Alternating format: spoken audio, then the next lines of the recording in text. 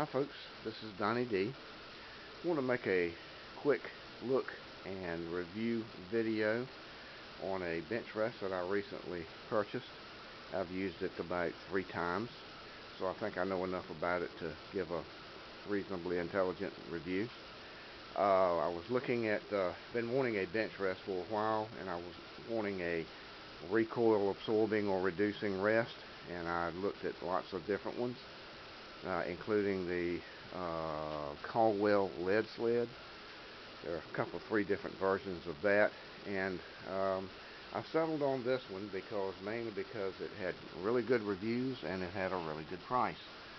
It is a Primos Group Therapy. I believe it's available at Walmart at times, but my local Walmart was out of it. So I found it at Sportsman's Guide for somewhere around $58, and I had to pay some kind of it wasn't a shipping fee, some kind of a tax or something like that. I can't remember what it was, but anyway, regardless, it came up to be just over $64 delivered to my house, to my place of work, rather, where I get stuff delivered usually. I'm kind of going to pan over it kind of slow, back and forth as I talk about it, so you can kind of get a look at it.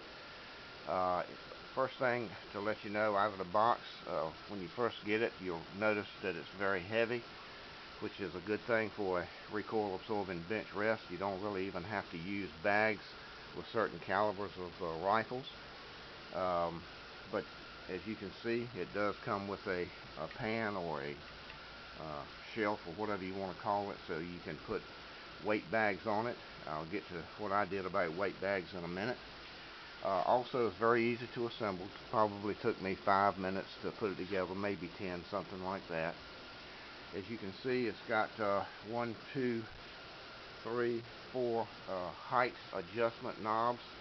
Actually, this one here really is not a height adjustment knob so much as it is one of the screws that hold the back arm and weight tray to the front assembly.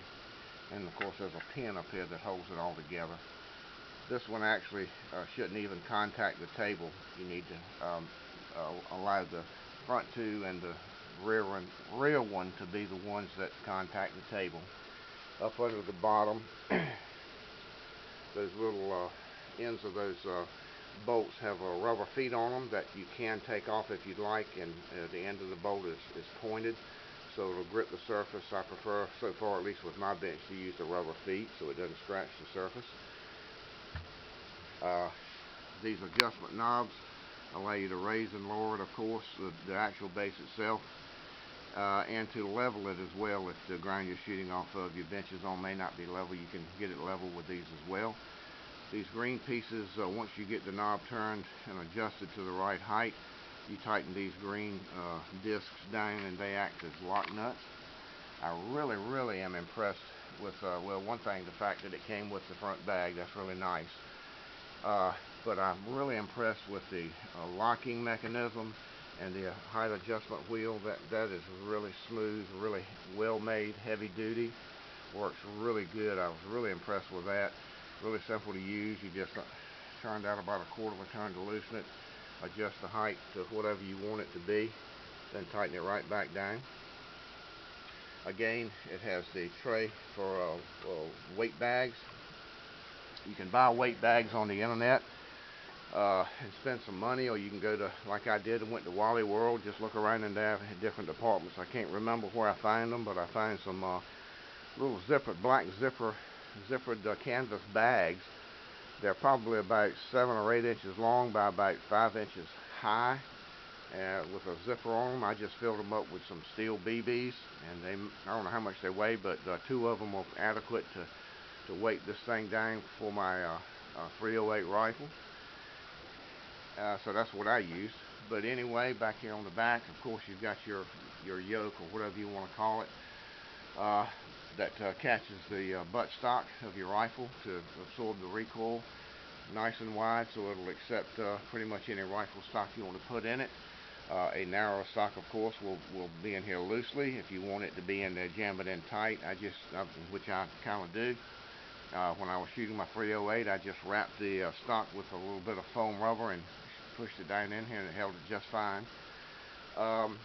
Another thing I really like about it is the fact that it's really easy to take apart. You can remove the pan and the entire rear arm assembly, so you've got just a front rest. Because once I get the stock set, I got my stock set, my scope set, I remove this and just use this with a rear bag. That's the way I prefer to do it. You may want to leave this on. I prefer to take this off and then just use this as a front rest. Also, by taking this off, it allows you to use this to shoot and sight in handguns as well, which is really, really nice. All of these surfaces, like this part here, the wheel here, and also this back yoke, has got sort of a rubber coating on it to keep you from scratching up your gun. One more thing, this base here for your shooting bag, you can loosen up this little knob right here, and it'll allow it to swivel really freely, or you can tighten the knob down to keep it so it doesn't swivel like that. But anyway, I was very impressed with it. I was in Dick's today looking at some guns and stuff, and I saw one of the Caldwell lead sleds went for $149.95 at Dick's. So, and looking at the picture, I've never shot a lead sled, so I can't really speak to how well it's made and how well it would do. But I just cannot see how it would be much better than this guy right here for less than half that, about $65 shipped. I just don't see how you can beat it. But anyway, everybody each to their own. I chose to go with the Primos Group Therapy recoil absorbing bench rest, and I recommend it highly. And for right now, this is Donnie D, and I'll see you later. Bye.